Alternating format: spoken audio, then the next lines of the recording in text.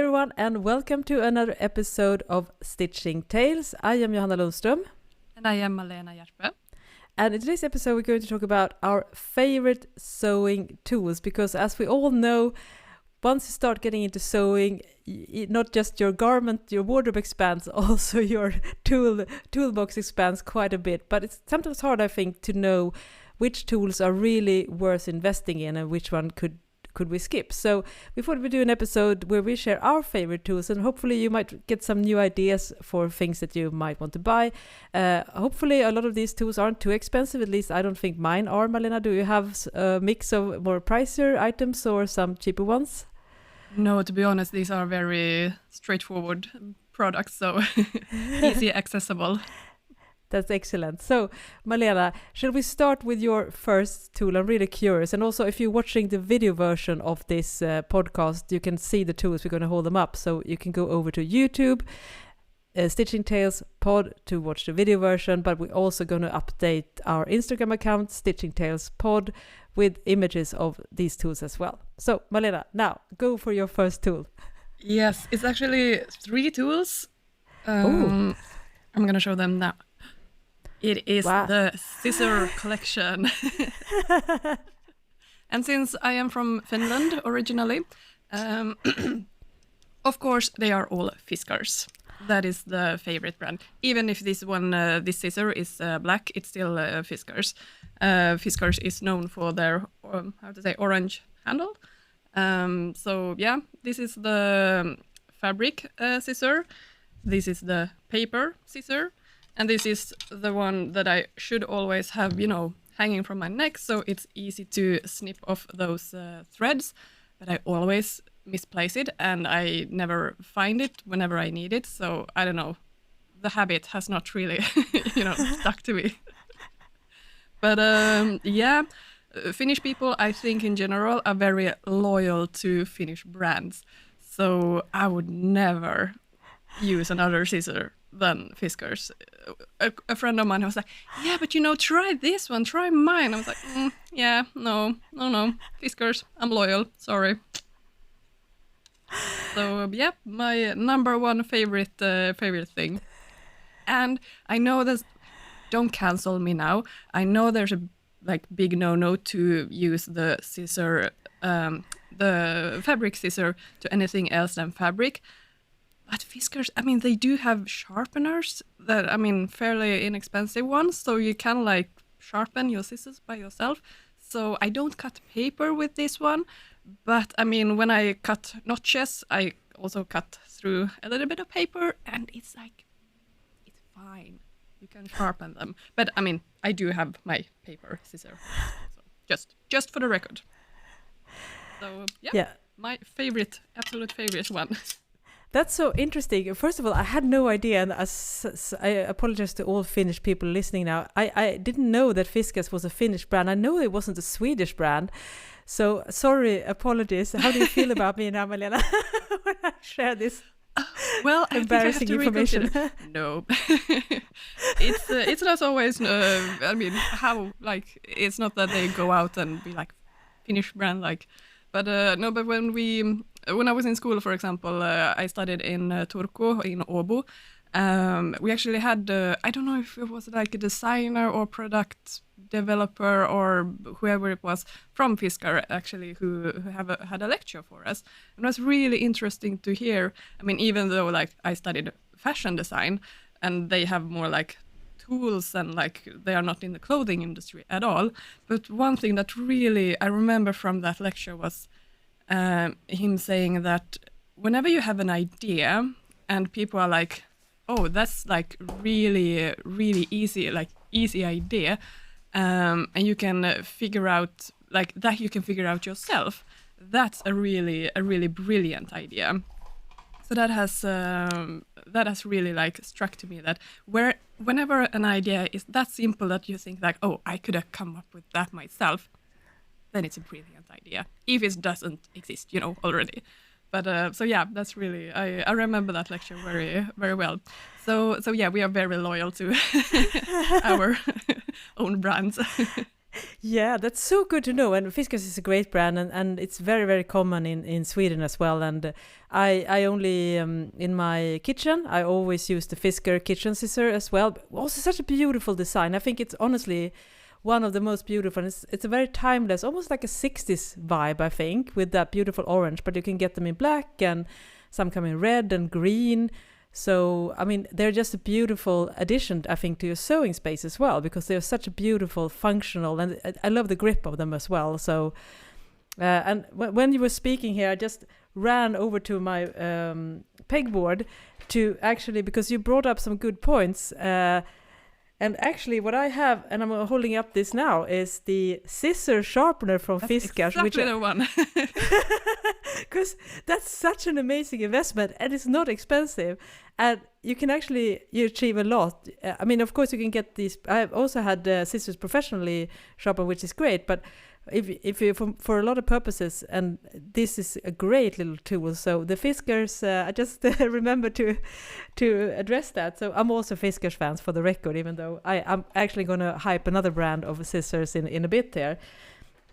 And also, speaking of Fiskars, I also use their rotary cutter as well, which I also think is a really good product. It has a very ergonomic handle. So again, Fiskars, yeah, we are on the hype train for sure. For Fiskars. So what team are you on? Scissors or rotary cutter? I'm definitely team rotary cutter. Yeah. Scissors. Yeah, I can imagine. You're much more of a classic. I'm. I honestly think I'm more of a gearhead than you are. And I will definitely share a little bit more about that in a bit. Why I prefer to use the rotary cutter, but so that's a really good tip. Then I'm gonna counter your hype for Fiskars by also hyping up another fantastic scissor brand, which is Kai scissors. Now these are pricier than Fiskars, but I will say though that the softness and the cutting experience, I think, is better than the best high-end Fiskars. Apologies to all Finnish people. And also this is, I think, is a Japanese brand, so I'm definitely not helping Sweden either by hyping this. But I was skeptical of the experience of buying a super high-end pair of scissors, but then I tried this in a fabric store, and I was so amazed, so I actually bought one myself, and I haven't regretted it. I've had it sharpened once professionally, and it just made it just as fresh as new. So yeah. And also, because this is so expensive, I didn't have the bravery to use the Fiskars scissor sharpener, but I used the scissor sharpener for everything else. But this one is sharpened by a professional. But that makes total sense, because the sharpener, it might be something with the angles. I don't know if they are compatible. How do you say? So yeah, I would be careful with that using other like expensive brands. It might mess it up. I don't know. Yeah, but it's a very good. If you really want to go and pay the price, I can definitely recommend Kai scissors. I think those are the best brands, Fiskars and Kai, and also there's Ginger scissors, something like that. I think are really good as well, but I haven't tried those because they are not available in Sweden. What was I going to say about that as well? Yeah, but for paper cutting, I use the Fiskars scissors, of course, as well. So I have a black one, just like yours. But do you have, when you say you use the rotary cutter, do you have like some fabric you use for the scissors and some for the rotary cutter, or how do you do? Yeah. So what I'm holding up now is, of course, the rotary cutter. I have actually two. Just one generic and one Fiskars, and I'm a big fan of the rotary cutter. I think it's basically, I think it's the case when it comes to technique. I know some people are really, really good at cutting. And also here I'm going to go on a tangent, because I heard a story, and I don't think you told me this one. There was a friend of mine. She said that she had heard that in school now, we don't cut as much anymore. So young children are less skilled with using a pair of scissors.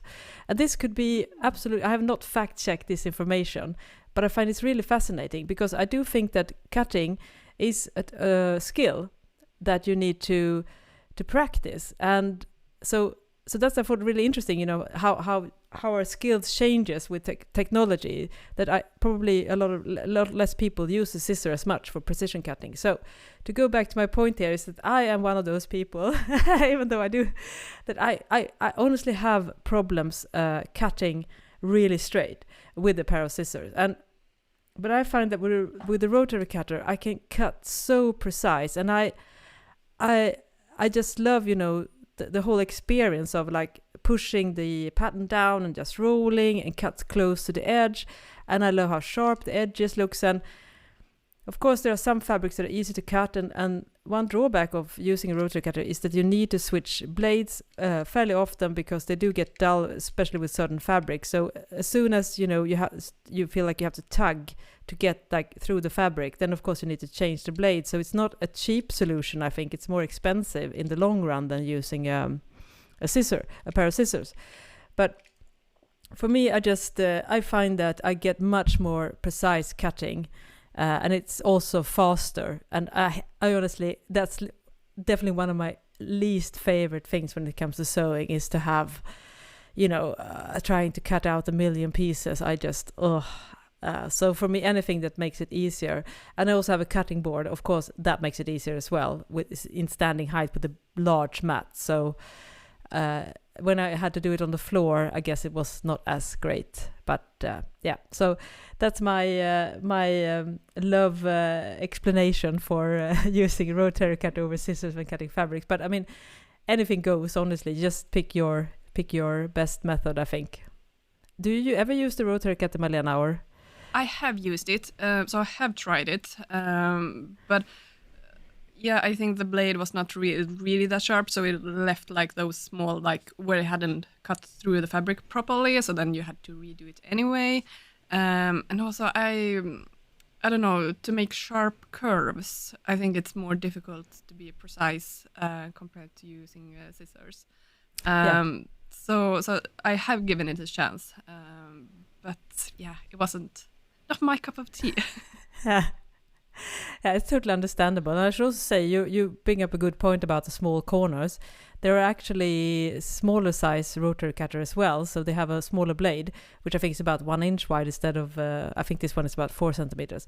So I use that as well sometimes for the shoppers. But of course, I'm not like, I have to use the scissors at times too, because not all things are suitable for using the rotary cutter. But for long like legs on a pair of trousers and stuff like that, I just love the rotary cutter.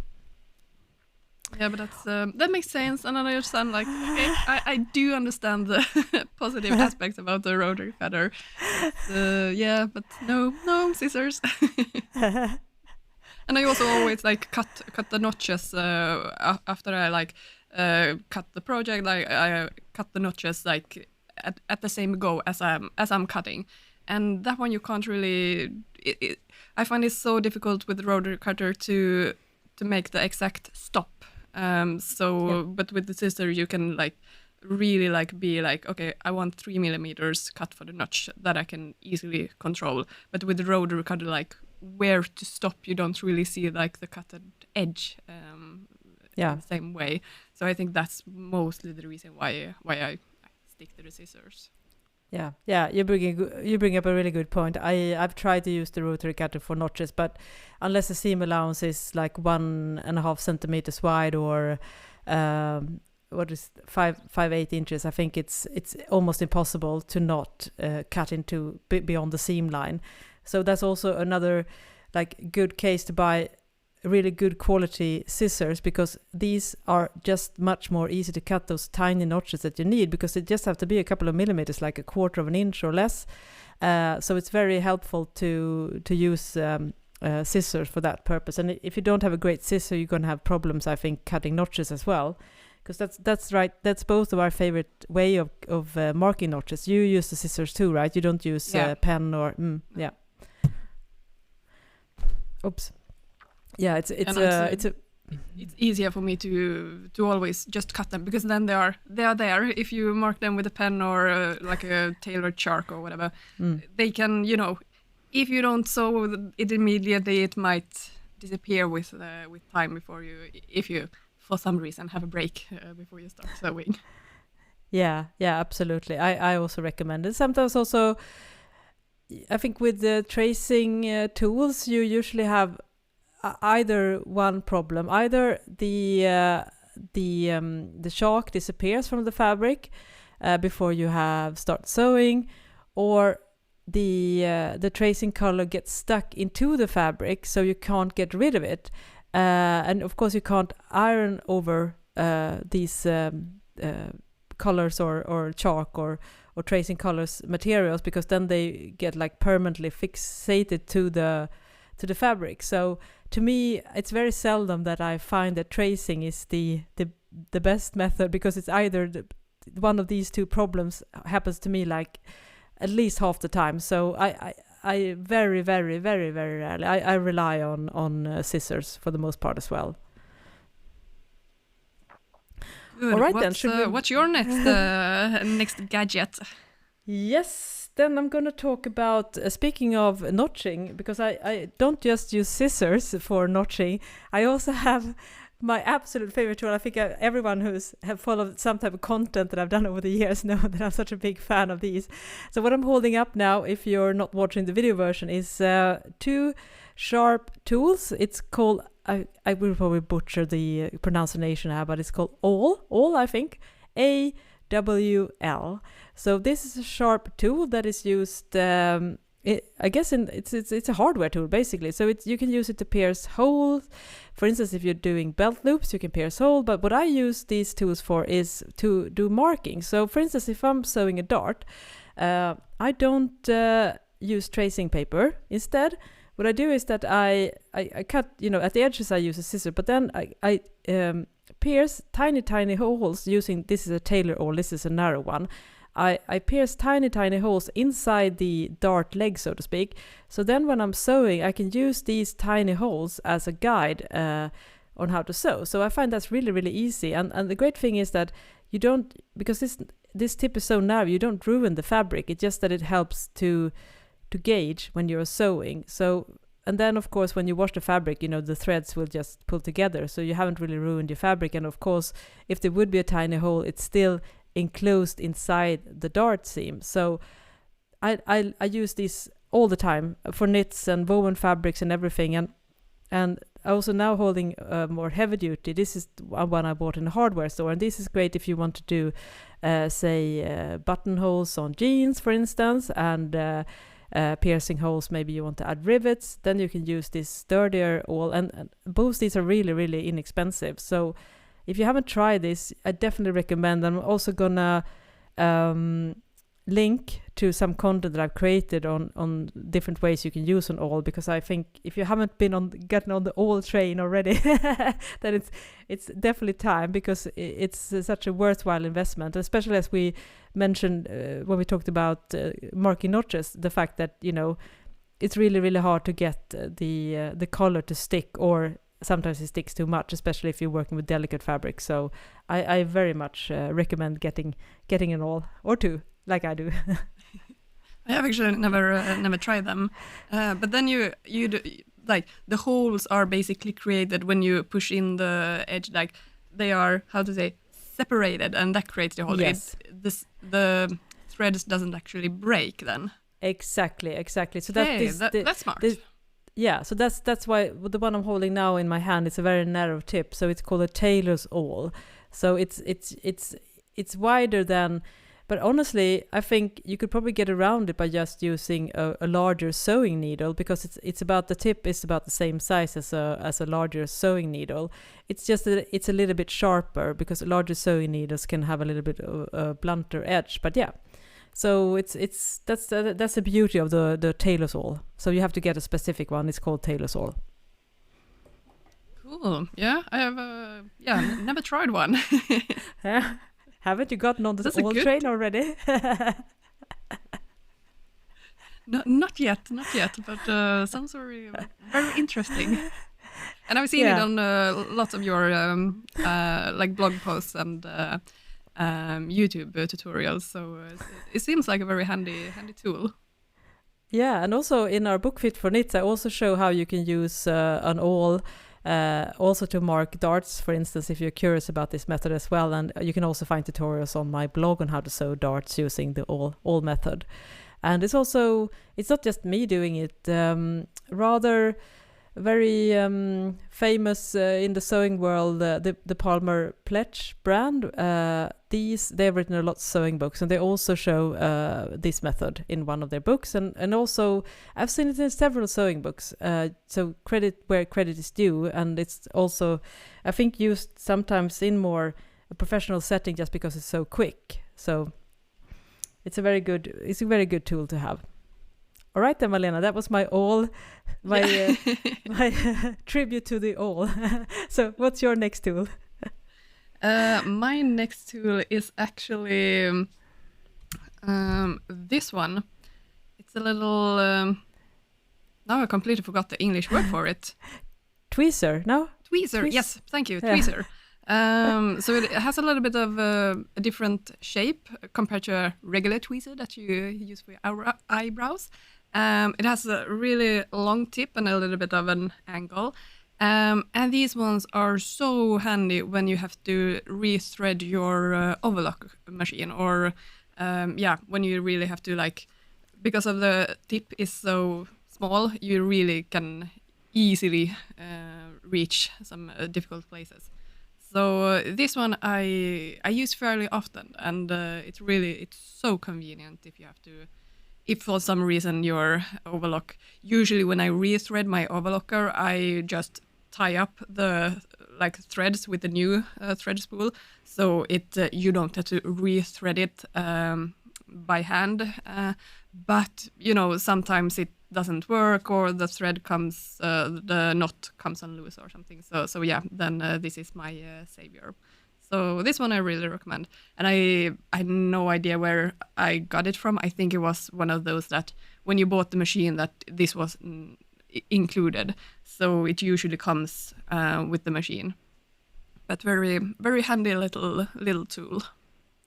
Yeah, it's very, very good. And I think it's almost, if you get a brand new sewing machine, I think it's almost always included in the kit, especially if you get an overlocker. I think it's always included.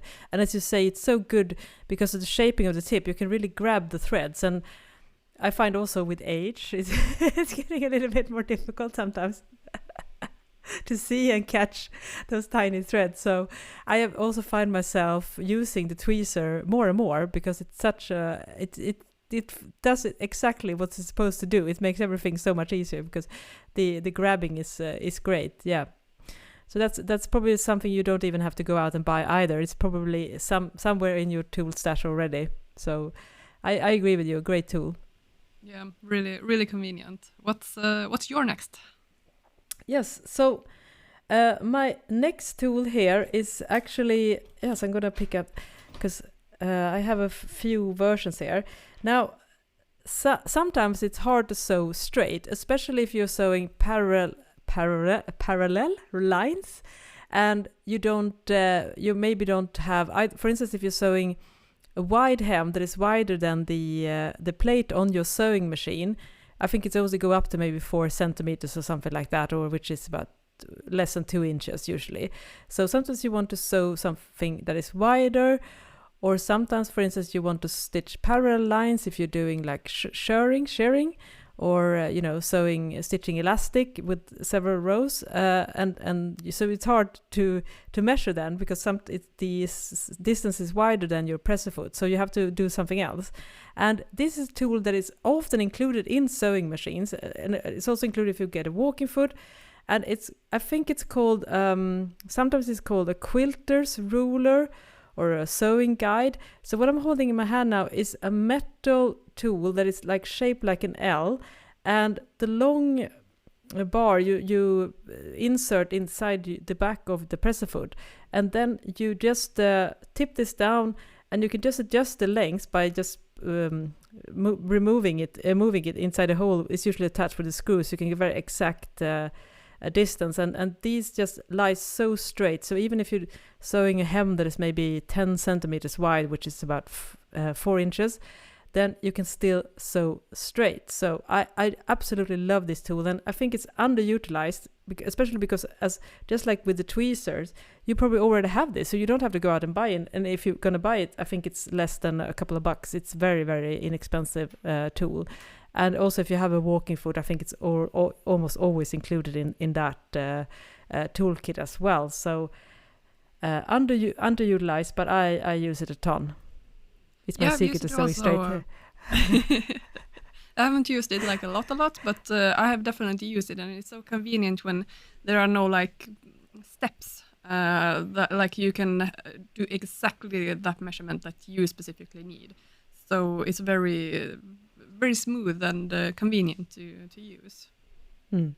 I know. Also, it's funny because a lot of the stuff we're talking about now are very straightforward. They are not, as you say, it's not very complicated, technically advanced tools. They are extremely simple tools, but they are usually the ones that are the most effective, I find. So it's not a lot of gadgets, I think, for neither of us today. I think it's very basic stuff. All right, so Malena, what's next on your list? Well, next on my list is actually, I'm a little bit embarrassed to show it, but it is my needle cushion. You say that? Pin cushion, I think. Yeah. Yeah. So this one is actually, I made it myself. Ooh. And the elastic here that you have on your arms, it's very convenient. You carry it around wherever you go. It is starting to become so old that it's just growing, and I had to. I mean, I haven't even sewn it. I've just one I've sewn and one I've just pinned because it's like starting to lose its like recovery ability. So yes, now it's a little bit. I should say that if you don't watch the video version, it's actually like kept together with a safety pin. So you have shortened the stretch out elastic with safety pins as well. So every time it grows, it's so hard to you sew do a track. straight seam. Takes a lot of time.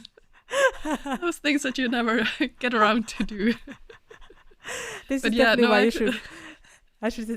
why you should watch the video version, especially of this podcast episode, because it's really nice to see Malena's. It's super cute, but it's also kind of funny.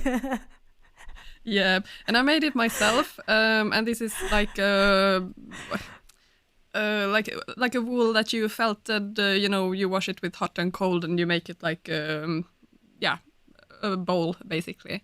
So it was really easy to do, and the needles are really like it's very suitable to use wool for your needles because it's really easy to push through the needles. So yeah, this one has it has been with me for a long time. I don't even remember how old I was when I actually did it, and also I'm a little bit embarrassed to like. I'm going to show you my needles, how they're looking now. I have so many needles that basically have a 90 degrees turn on them because I might have sewn over them with my sewing machine. And so you don't remove the pins when you're sewing. Most of the time I do, but not always. And I was always like, no, again, with this annoying needle. And then I just put it, further away so I don't have to take that one again. But I should just throw those needles away. But those things that take like half a second to do, like sewing that instead of having a safety pin. Sometimes I have a hard time to actually take the time and just do it. Yeah, also again, if you're not watching, that was fascinating to see because you held up a pin and it was a sharp 90 degrees L-shaped sharp, and it was like how is it even possible to bend a needle that sharp? It looks, or a pin, it looks it almost looks like it was meant to be that way. So I thought you were going to talk about you have some specialty pins with that. No, and I have even several.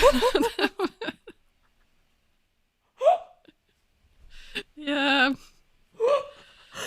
Do as I say to do. Don't throw over the needles. Don't do as I do. I don't recommend this at home. So yeah. Yeah. Confession time. Yeah, was absolutely mind blowing and wonderful. I apologize for all of you listening if I had to I just laughed right out in the microphone and your eardrums exploded because it was so funny. Oh my god! Yeah. I think that's my needle cushion situation. Yeah. What type of do you use for your needles or pins? Yes. So what I'm holding up now is the magnetic pin cushion. So I don't actually have one that I made myself, but I have got from my mother a gift using this kind of felted ball as well, which is I agree with you. It's a fantastic material to use for pins, and it could be like a nice do-it-yourself project as well with this felting method. But what I'm holding in my hand now is made with plastic, and the great thing about it is that it's magnetic. So you can of course throw the pins and it will catch them. But what I love most about this is that it works like a pin hover. Like when you hover, you're cleaning your floor. So because my pins have a tendency of disappearing. I don't know. They vanish in the thin air. Yeah, and they keep throwing themselves on the floor by themselves. For some reason. For some reason. So every time I sew, I have this, the floor is covered with pins, and I have no idea how they got there. And also, when I used to sew at home, and of course other family members, they weren't too happy about this situation. So this is so great. So I just hover over the floor. So I'm on my knees hovering. So because I find that, I could pick up the pins with my hands, but I think this is much more fun. So that's why I love the magnetic pin cushion. I also have a similar one that you have, but I don't have it on my wrist, and I definitely think I will definitely do that as well, because I agree with you. It's so nice to have it accessible, just like when you showed the thread snipper when you talked about scissors. I have the same thing. I have it, and I never add the neckband for it. So but it's so ideally you should always be like Kit. Have the thread snipper around your neck, and then the pin cushion around your wrist, because just these tiny things makes the process nicer and smoother. So that's really inspiring. I'm definitely going to try to find the band for it. But again, this magnetic pin cushion is very, very inexpensive to get. So if you have the same problems with needles throwing themselves on the floor, then maybe this is the solution for you as well. We had I've used those in school as well. They are so convenient, and especially if you have lots of threads and small pieces of fabric, and you just, as you say, hover over it. Since it's magnetic, the needles will still appear. So it's really convenient to find all the different pins and needles. Have you ever used clips?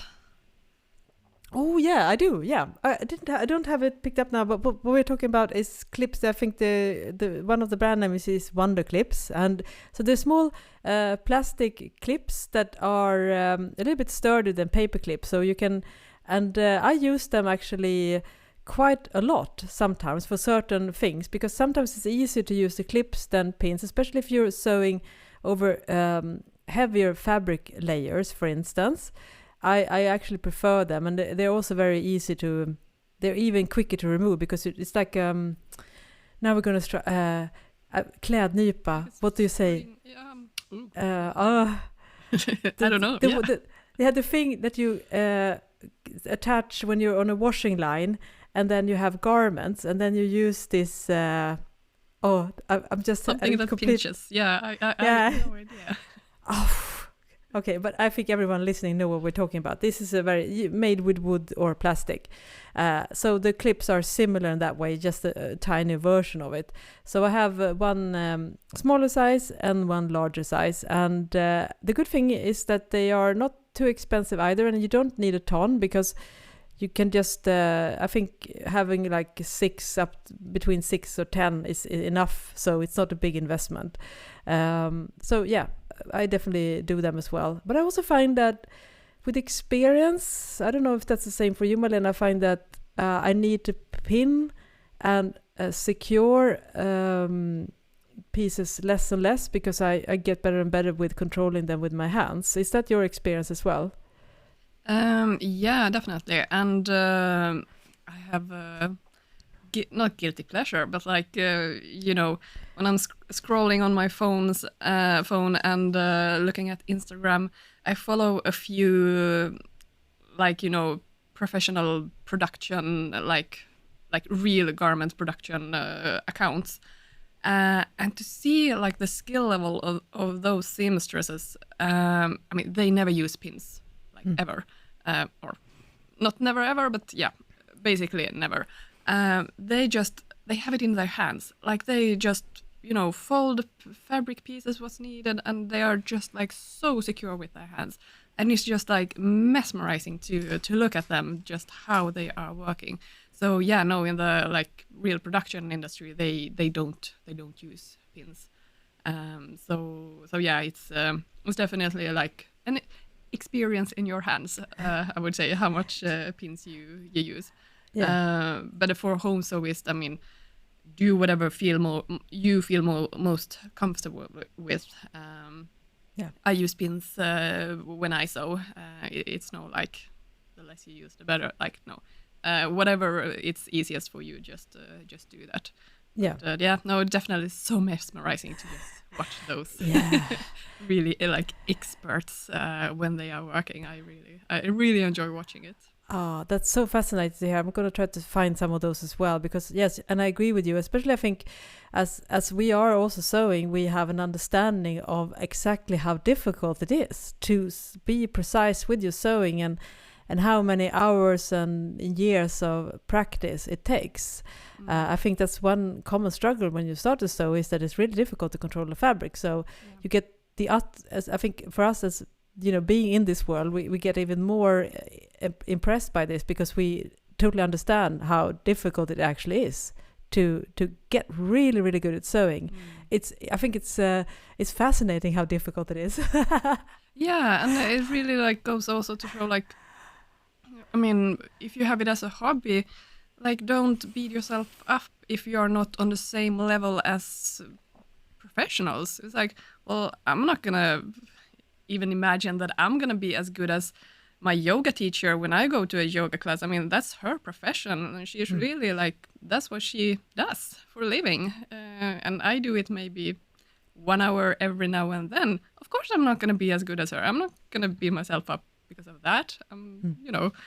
So it's like, don't compare yourself and your skill level. Just do it in your own time and whatever you feel comfortable with. So, but yeah, it's always, of course, so nice to see some really experts, any experts in their field, like so fast, amazing how fast they are, and so precise. It's really. We have so much capacity in inside ourselves as humans. I think all the things that we can learn, all the crafts and everything, and also the value of repeating stuff, as you say, Malena. I think it's the same, of course, if you want to maybe fix your home, for instance, and it's if you do it yourself, painting or doing wallpaper, it will not be as good, because these people have years of training and years of work experience. So I think sometimes we have rather unrealistic expectations for a lot of crafts that whether we kind of forget that it's also a profession, that people do this for a living every day, and we are trying to, as you say, Malena, we are thinking that we have unrealistic expectations on what we can achieve as random hobby sewists. It's for instance, even if you sew for many years, I've sewn, literally for over 40 years regularly. I still am not in that kind of category because I don't do it enough, and I don't have, also a lot of, being self-taught, and of course they have good training of other experts in their field, so which we also don't always have access to ourselves. And do it for 8 hours a day. Of course you're gonna get skilled when you do it like that often. So yeah, it's a profession. Yeah, that's why we're good at our day jobs. Perhaps not as sewing. There's probably a correlation there. So, I mean, I'm very, very skilled at writing, and you're very, very skilled at pattern making. So, but sewing is still both a hobby for both of us, even though we do this also as a business. Yeah, so true. All right then. So now it's time for your next tool, right? Because I talked about the pin cushion. Yeah, my next tool is actually a very, very straightforward measuring tape. Ooh. And this one in particular I really like because it has centimeters on both sides. I know I have some of these that have inches on one side and centimeters on the other side. But then it's always like you have to find the right end when you start to measure, because, you know, it's on this one, either way, you're gonna like, it's, how do you say, just make sure that it turns right and you can easily measure it. So for me, since I always work in centimeters, I prefer this one that only has centimeters. And also a tip, on the edge is usually some metal thing. I usually remove them. On this edge I have removed it, because as you can see, now I'm really showing a close-up, on one edge, it's actually 1 millimeter longer compared to the other one. And it's really difficult to see here, like, so how is the metal piece actually attached to the measure tape? Like, it could be like 1 millimeter off in either direction. So that's why I always try to remove it. And here I should actually like trim this edge a little bit so it's like really, really straight. But for me, gives me more control and to see exactly on the millimeter, like from where to measure. And this one usually always stays here around my neck. But I mean, obviously I have several of them, and sometimes they all disappear as well. So it's like, how is that even possible? Maybe they do like snakes, you know, they rattle away when we sleep or something like that. Yeah, might be, yeah. Yeah, this is a good point. Because you showed me this tip when we met up and we did some prep work for a book, and I had no idea. And also for you who are only listening, it's more than a millimeter off.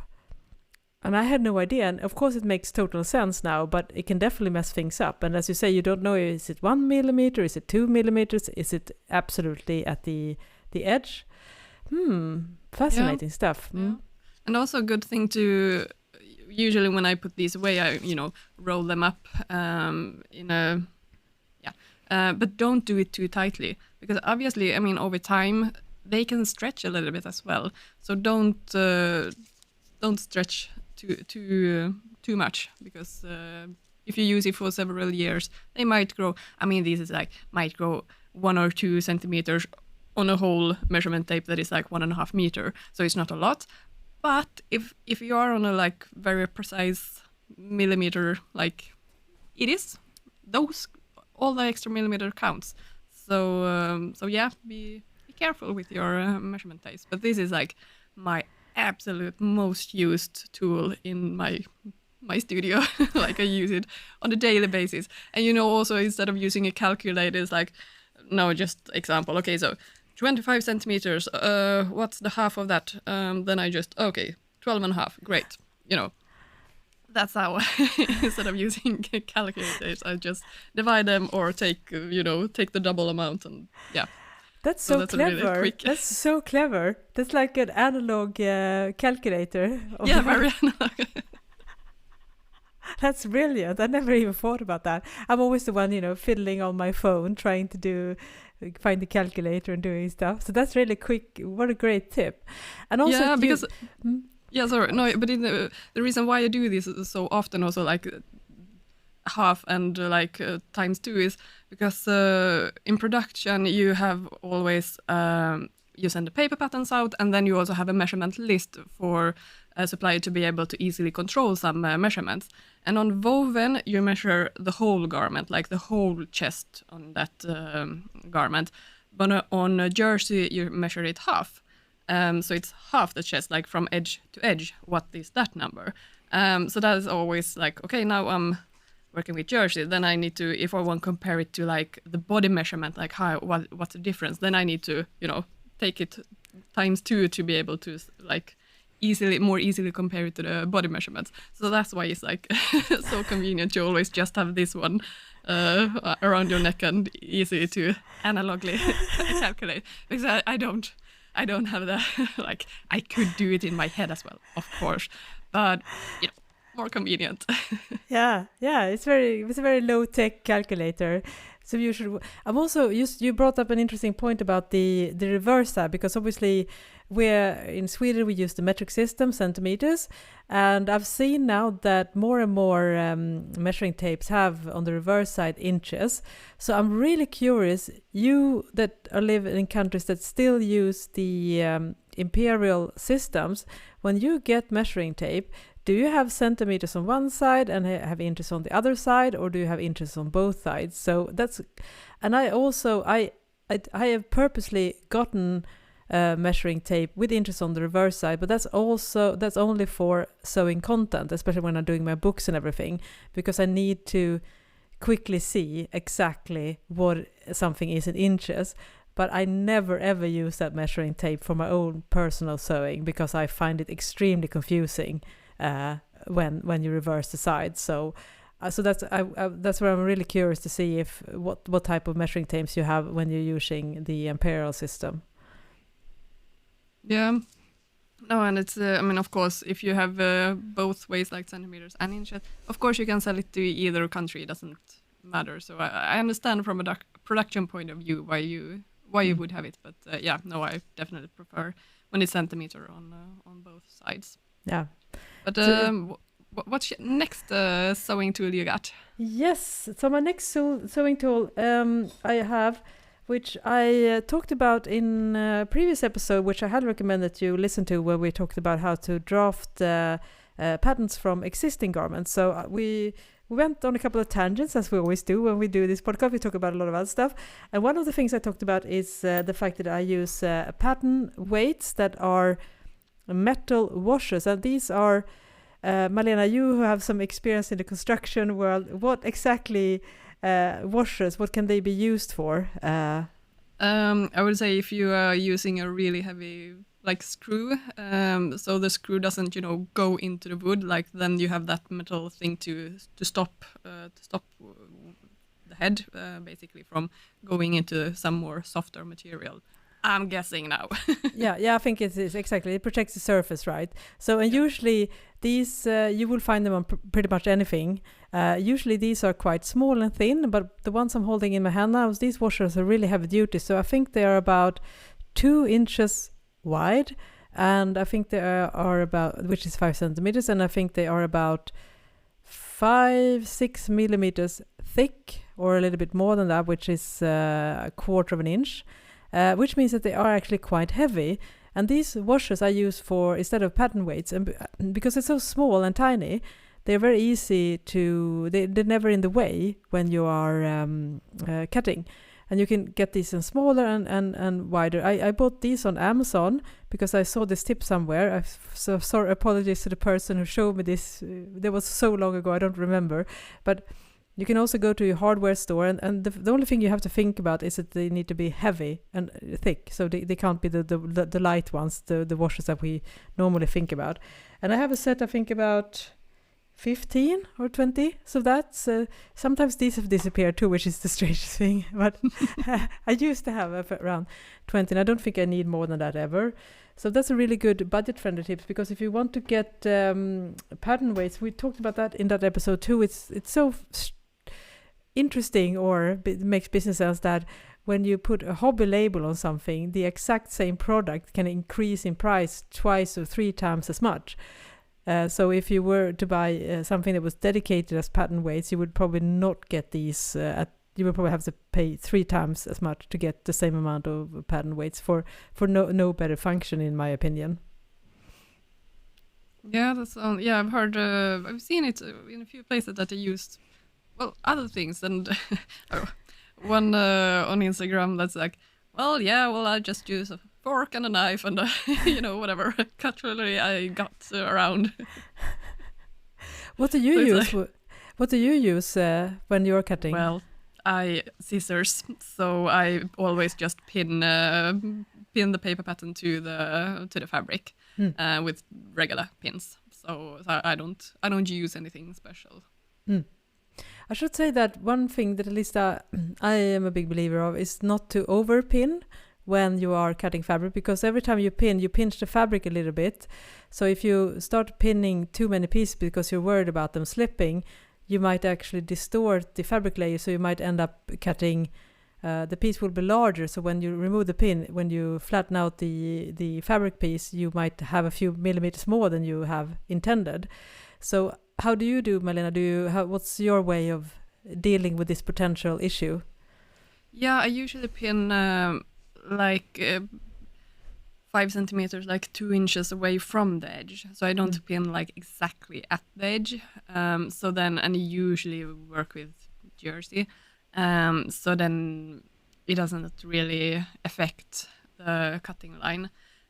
So that's I sometimes also the fabric like gets a little bit stuck in the needle and like get pulled, and so yeah, I don't pin so closely to the edge, and I don't pin a lot either. Like as you say, like use as few pins as possible, and also I use pins because maybe for some reason I don't sew it immediately after, and then all the pattern pieces and the fabric pieces are like still pinned together. I remove the pattern and the pins when I'm going to sew it.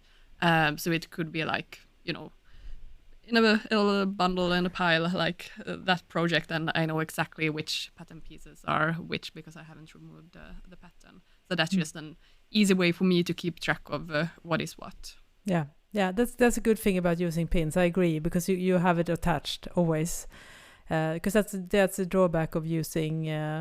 But I usually do the same thing afterwards, that I pin the pattern piece to the fabric just in case. So that's a really good idea. And if not, I usually put some freezer tape or something like on the pattern piece where I mark, which is the right side, and what type of thing it is, if it has a pattern number, for instance, because sometimes you do cut and it's no fun when when you finally get around to sewing it, and you're like, if it's a more complicated garment, if there's lots of pieces, you're like, which was this, the back yoke or the front yoke? It can get a little bit confusing, especially with lots of different pieces when you're building a garment together. So it's always good to keep the pattern piece close to the fabric piece. I agree. And usually on a good pattern, like they have enough of notches that you should be able to easily figure out which pieces are what, and so it's not like it should not be possible to be able to mix them out. The notches should be in places that are like not on the same level if you have like lots of different panels, so like it should not be able to mix them up. But things happen. Yeah, things happen. I know. Yeah. So I always have a habit to always have the pattern and fabric together as long as possible until I'm actually starting to sew. So do you have any more tools to share with us? No, that was actually it from my side. So I'm very, very basic. It was like pincushion, scissors, and measurement tape. Like that's how basic I am. Do you have anything else in your stock? I'm definitely gonna. I of course, I think this episode proves that I am the gearhead in this podcast too, because I think I have at least 5 more stuff, but I won't talk about that. And it took me like 1 minute to gather together. So if I had more time, I probably had twice as much. But we can do a follow-up episode. But one thing I'm holding in my hand, which I think we also mentioned in previous episodes, is it's a piece of plastic. It's a small piece of plastic, and it's called a hump jumper, or a height level tool, or it's also called a Ginamig. So it's a piece of plastic that you insert underneath the presser foot, because when you're sewing over uneven and bulky layers, the presser foot can't stay flat because it has to move like up the hill and down the hill. And the problem is that then it's really hard for it to form proper stitching, because it doesn't get like close contact with the entire surface, which means that you will often end up with skip stitches, or you will probably see also that you get one of these really long stitches instead of the small stitches that you had in mind. And this piece of plastic is sometimes included in your sewing machine kit, and if it's not, it's very, very inexpensive. There are a lot of different versions. The one I'm holding here is actually has two sides to it. It's a gray piece that has a lower level and a higher level, so you can use which one you need. And so once you have once you got on the top of something, you remove it, and then you keep sewing, and then when it's time to go downhill again, then you insert it at the front of the presser foot instead, and you just stitch just a couple of stitches and then remove it.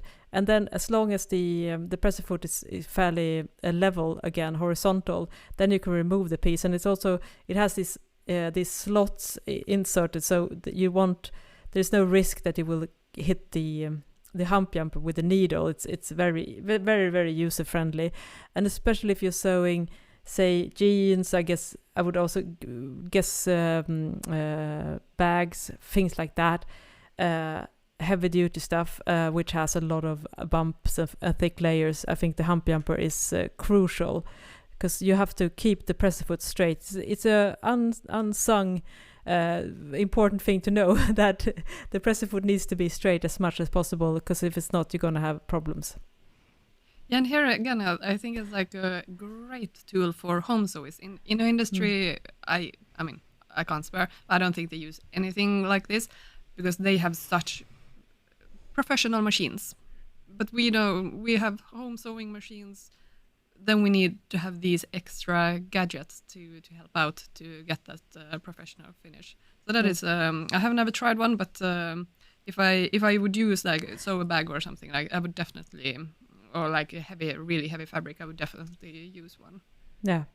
You bring up a good point, especially it's the quality of the sewing machine as well, and its ability to form stitches on thicker layers. And a lot of home sewing machines, I mean, they are not equipped to do the kind of sewing that they do in the garment industry. So we definitely, that's a reason why we sometimes have to rely on these like extra tools, because we are working with completely different equipments and skill levels as well.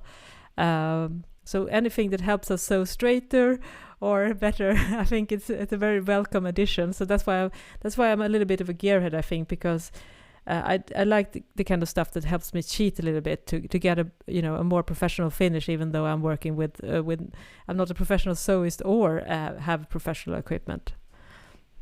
Yeah, and anything that helps. But what else do you got? Four more things. I'm curious now. Yeah, you know what? I'm gonna save these to a follow-up episode, because because we already talked almost an hour now on this. But you're going to be a follow-up episode there, and I also have a few more stuff that I really love, and I can definitely think up at least 5 more until the next episode. And maybe you can think of a couple of more as well.